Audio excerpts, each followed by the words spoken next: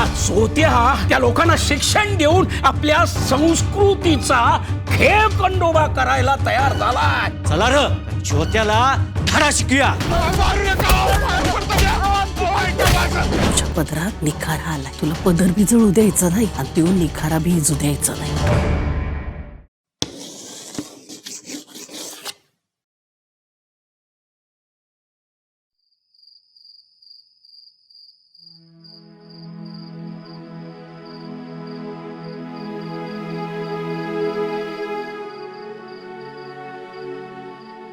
अरे मी एकट्यानं तर काय काय करायचं. मळा बघायचा, शेती करायची, फुलाचा इकरा करायचा. हा तू इकडची काडी तिकडं करत नाही तरी मी एका शब्दानं तुला काही बोलत नाही. तुझ्यामुळं घरातल्या माणसांचे काय हाल चाललेत, आम्हाला काय काय भोगावं लागतंय हे कधी कळणार आहे का नाही तुला.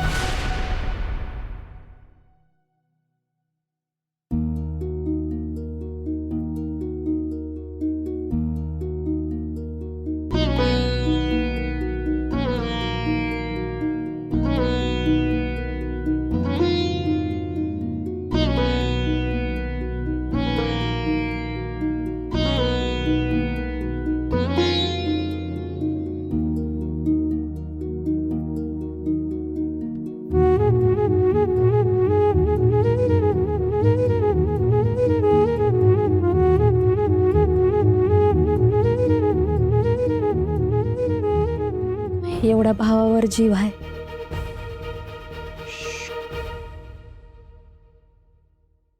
झोप मोडून अन्नाची. लय काळजी आहे ना भावाची. बहिणी अगं पाठीला पाठ लावून जन्म घेतलाय आम्ही.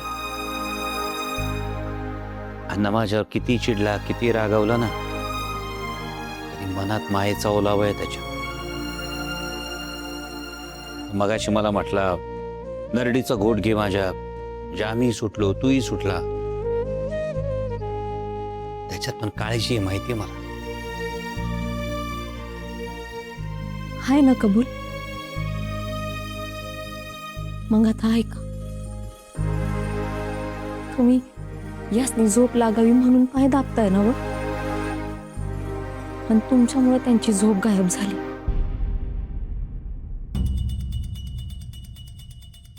माझ्यामुळं. वाय अहो तात्यासाहेब, काय करताय तुम्ही? हा कशापायी हा समद हट्ट का धरलाय ते खालच्या जातीच्या शाळेला तुम्ही, आणि त्यासनी कशापायी शिकवताय?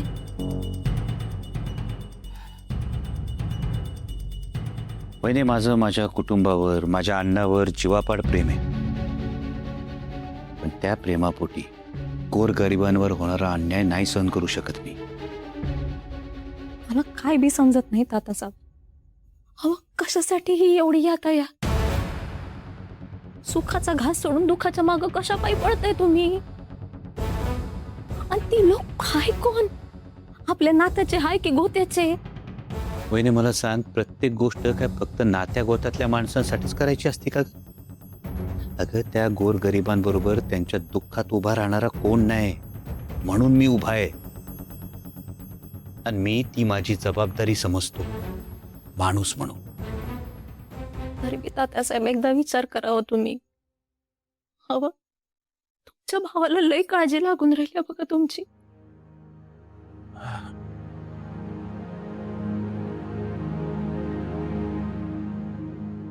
बहिणी अन्नाची काळजी मला समजतीये,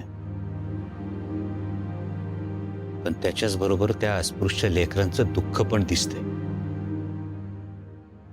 आणि एकावर प्रेम करत असताना दुसऱ्याचा हक्क हिरावून घेणं मला नाही जमायचं. तो मुका किसन आला होता. जाऊ बाई लय घाबरल्या होत्या तात्यासाहेब. व माणसा वंगाळ आहे होता त्याचा. वहिनी मी त्या माणसांना घाबरत नाही, तू पण घाबरू नको. हो तात्यासाहेब ते झालं, पण हे घाबरतात त्याचं काय? हा तो कसला घाबरतोय? उभा जन्म वाघिणी बरोबर काढलाय त्यांनी. वाघीन बरोबर? कोण वाघीन? तू कोण आहे? तुमचं आपलं काही बी असतं बघा तात्यासाहेब.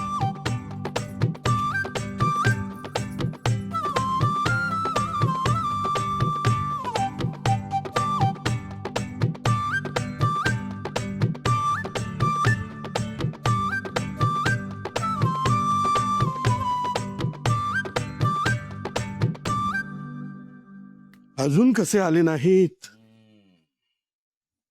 क्या आले? या या आत या. नाही, आत बोलवताय पण त्याच्या मागल्या दाराने लपून छपून का? आत बोलवाल पण मग गोमूत्र शिपडायचे नाही. नाही नाही नाही नाही नाही नाही गंगाधर पंत तसं काही करणार नाही. अहो, अरे तुम्ही क्षत्रिय मंडळी, तुमचा दर्जा वरचा, असं कसं होईल? आणि संकट आले की आपण एकाच छत्राखालचे. या आत या. या या या.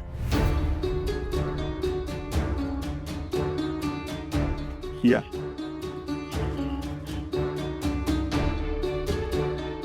या बसून घ्या.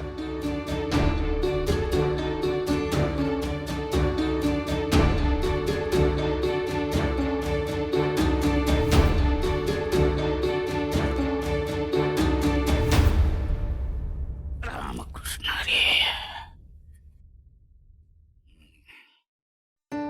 का बोलवलं? बोला की धडाधडा. सांगतो. हे नरहर पंत आपणास ठावे आहेतच. हे ज्योतिर्विद्यात प्रवीण, भविष्य काळाचा वेद सांगणारे, ते आपणास काय सांगतायत ते ऐका. हे बघा मंडळी, मी पंचांग पाहिले, हिंदूंची ग्रहदशा देखील पाहिली. त्यानुसार कलियुगातले भयंकर चित्र मला दिसले. काय दिसलं? सांगतो. आता मला सांगा, राजहंस काय खातो? मोती खातो. कावळा? किडे मकोडे. आता तुम्हाला हे चित्र उलट दिसेल. राजहंस आता किडे मकोडे खाईल आणि कावळा मोती. अहो कसं बोलताय तुम्ही? मानाजीराव, मी फक्त बोलत नाही, जे पुढे होणार आहे ते सांगतोय. आता तुम्ही मंडळी, हे मानाजीराव चालत आणि पिऱ्या मांग घोड्यावर बसलेला असेल. एवढेच नाही तर गाव कुसा बाहेरचा माणूस हा चावडीत गादीवर आणि गादीवरचा रस्त्यावर. हे काय बोलताय पंत? हो मानाजीराव, मी पुन्हा तुम्हाला सांगतो, मी फक्त बोलत नाहीये, मला जे दिसलं तेच तुम्हाला सांगतोय मी. ही फाटकी मंडळी उद्या आपल्या पाणवठ्यावर दिसतील, कपाळाला गंध लावून फेटे बांधून आपल्या देवळात येतील. एवढेच नाही तर आपल्या मांडीला मांडी लावून आपल्या पंक्तीला बसतील. आपल्या शेजारी जमिनी विकत घेऊन घरे बांधतील, शेत जमिनी घेतील, पैसे कमवतील, जोडे घालतील, ताजे अन्न खातील. अरे एवढेच नाही तर आपल्याला नावाने हाक मारतील, आपल्या आरेला कार्य करतील. अरे एवढेच नाही, यांच्या बायका सुद्धा मागे असणार नाही. काय गंगाधर पंत? बरोबर आहे. कथलाचे धागे सोडून सोन्याचे दागिने घालतील, रोज आंघोळी करतील, केस विंचरतील, आंबाळा घालतील, केसात वेणी घालून त्याच्यात फुलांच्या माळा घालतील. बंद कराय सगळं. आणि काय बी काय बोलताय तुम्ही? अरे मी बोलत नाहीये, मगापासून तेच सांगतोय मानाजीराव तुम्हाला. मला जे पुढे होणार आहे ते दिसतंय आणि तेच सांगतोय मी तुम्हाला. तो जोत्या मार चांभार रामोशी वडाऱ्यांच्या कार्ट्याला शिकवणार. मग आपल्याला होळीचेच मंत्र म्हणावे लागणार की?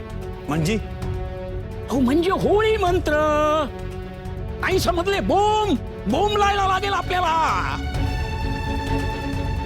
अरे त्या भगवंताला काय वाटेल? आणि ज्यांनी सृष्टी निर्माण केली तो तरी देवळात राहील का? मेघरात सुद्धा पाऊस पाडेल का? मग पाऊस पडला नाही तर कसं काय धान्य पिकेल? बरोबर आहे. पाप वाढलं तर पीक कसं पिकेल? अगदी बरोबर बोलला. म्हणून सांगतो, त्या ज्योत्याने त्यांना शिक्षण दिले तर त्यांची माती फिरतील. काय गंगाधर पंत? बरोबर आहे, अगदी बरोबर. मग आपल्याकडे राबणार कोण? चुका झाल्या तर लाता बुक्क्याने मग आपण मारणार कोणाला? आणि एवढंच नाही तर जनावर मेले तर त्याला खेचून नेणार कोण? नाही, हा जोत्या त्या लोकांना शिक्षण देऊन आपल्या संस्कृतीचा खेळ खंडोबा करायला तयार झालाय. हेच त्याच्या मनात आहे आणि हेच त्यांनी ठरवलंय आणि म्हणून आपल्याला रोखलं पाहिजे त्याला. नाही तर आपली संस्कृती, धर्म, परंपरा काही म्हणून शिल्लक राहणार नाही. बोला, का अजून अपमानाची वाट पाहत आहात? का आपली संस्कृती खड्ड्यात गेल्यावरच तुम्ही जागे होणार का? उठा क्षत्रियानो, सरदार पुत्रांनो, बर्ची बहादरांनो, तुमच्याही मुठीत हिंदुत्व आहे. त्याचं रक्षण करा. रक्षण करणार, त्या ज्योत्याला रोखणार, त्याला शाळा काढू देणार नाही. वय वय, शाळा काढू देणार नाही. चला र, त्या ज्योत्याला धडा शिकूया. चला.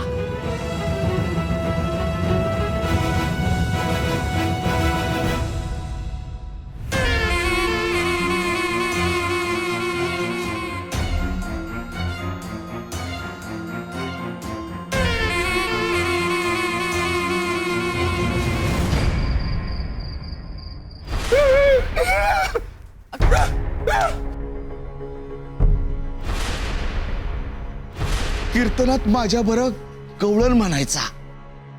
फकस्त वेदातला मंत्र पुटपुटून बघितला तर या भूदेवाने त्याचा आवाज कायमचा हिरावून घेतला. हो,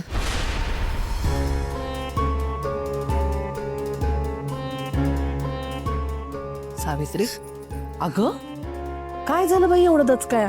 हा, कसला विचार करते सांग बरं मला. हाऊ तो मुका माणूस किसन, त्याच्या बरोबर जे झालं ते लय वाईट झालं ना. बाई ग, लई सॅड झालं बघ. एवढा तरणा ताटा पोरगा मुक्का केला. काय तर म्हणे शास्त्राच्या विरोधात गेला असा ठपका ठेवलाय त्याच्यावर. माझे मालक बी शास्त्राच्या विरोधात गेलेत. त्यांच्या बरोबर जर असं काही झालं तर आहो मला लय भ्या वाटतंय. घरच्यांची बी लय काळजी वाटते. घरात सध्या किती भांडणं सुरू आहेत, नुसती हमरातुमरी सुरू आहे. अण्णा किती ओरडले हो मालकांना. लेकरा, नको काळजी करूस, समजा ऑल राईट होईल बघ. कवा होणार समजा ठीक. मालकांचं ना बरोबर वाटतं मला, पण घरच्यांचं बी बरोबर वाटतंय. करावं तर काय करावं आता? पुण्यातली माणसंही एकजूट आहेत, धर्मासाठी डूब धरत्यात. तो मुका झालेला किसन काय केलं डोळ्यासमोरून जात नाही. अहो काय करावं? आणि विचारायचं झालं तरी कोणाला विचारायचं? कोणाला विचारशील बाई? तुझा संसार काय चार चौघींसारखा नाहीये, हे पहिलं ध्यानात घे. देवानं इतर बायकांच्या कपाळी कुकू गोंदलंय, तर तुझ्या कपाळी सूर्य गोंदलाय. आता मला सांग, सूर्यासोबत संसार करणं सोपी गोष्ट आहे वय? हा, त्याची धग, त्याचा चटका हा लागतोच ना. आऊ पण मी बी माणूसच आहे की. मालकांचं मोठे पण घरात सांगावं तर कसं सांगावं? सावे, अगं तू कोणाला बी काय बी सांगू नगस. ज्याला जेव्हा कळायचंय ना तेव्हा कळत. तुला एक सांगू कसावे, आपल्या जातीतल्या बाईच्या पदरात फुलं असतात, पर तुझ्या पदरात निखार आलाय. आता तुला पदर बी जळू द्यायचा नाही आणि तो निखारा भिजू द्यायचा नाही. आणि ही तारेवरची कसरत तुला आयुष्यभर करावी लागणार. तेव्हा तयार राहा पुढे.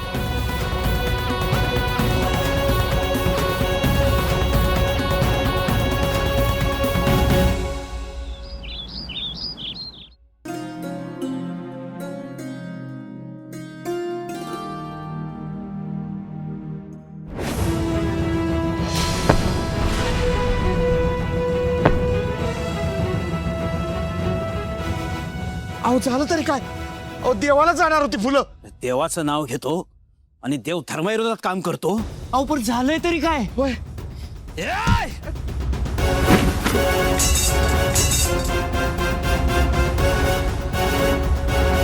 ओ खबरदार खबरदार, माझ्या बापाच्या अंगाला हात लावला तर.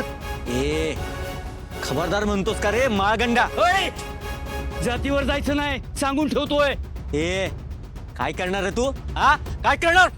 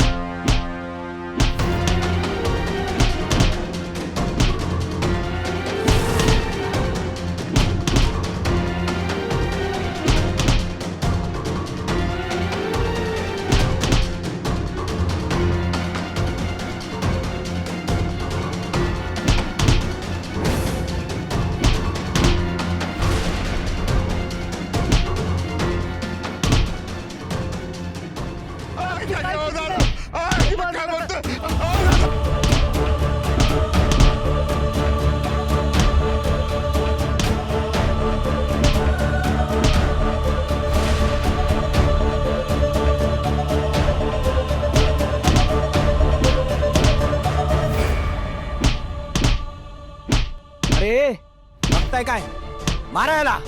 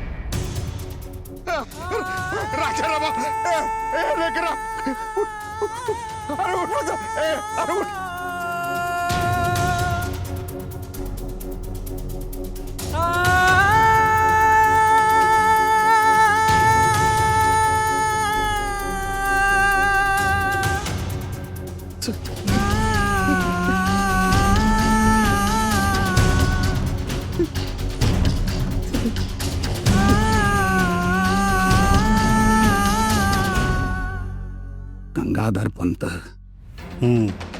शत्रूला दुसऱ्याच्या हातून बुकलून दहशतीखाली घ्यायचे हे नरहर मंजिरी ग्रंथातील मुख्य सूक्त आहे. कळले?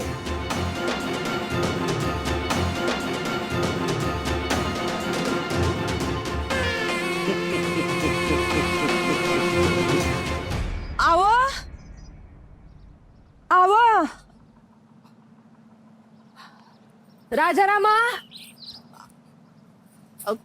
काय ग हे दोघं बी आले ती नाही नाही आलं अजून. नाही आलं. अगं फुलांचा इकरा करून मळ्यात येणार होतं, तिथं बी अजून पत्त्या नाही दोघांचा. कुठं गेले असतील? कदाचित बाजारात काहीतरी काम निघालं असेल ना, म्हणून थांबले असतील. मी निघते, शाळेला जायचंय. ज्योती कुठे आहे? इथं दिसेना.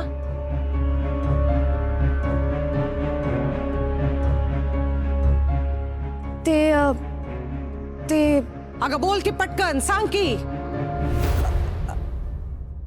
ते शाळेत ते शिकवायला गेलेत. शिकवायला? कंच्या शाळेत?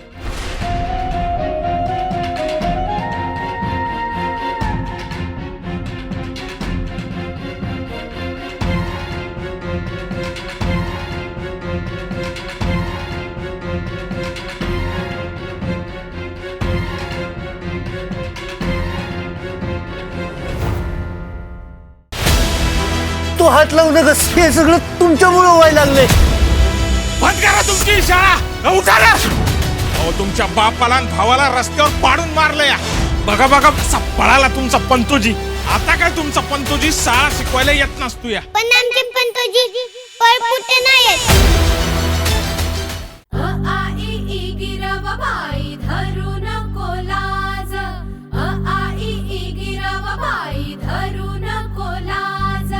बाई शिकली तरच उद्या घडेल समाज. पाटी घेऊन हाती शिकायला चल पोरी. लिवायाची वाचायाची कसली ग चोरी. लिवायाची वाचायाची कसली ग चोरी.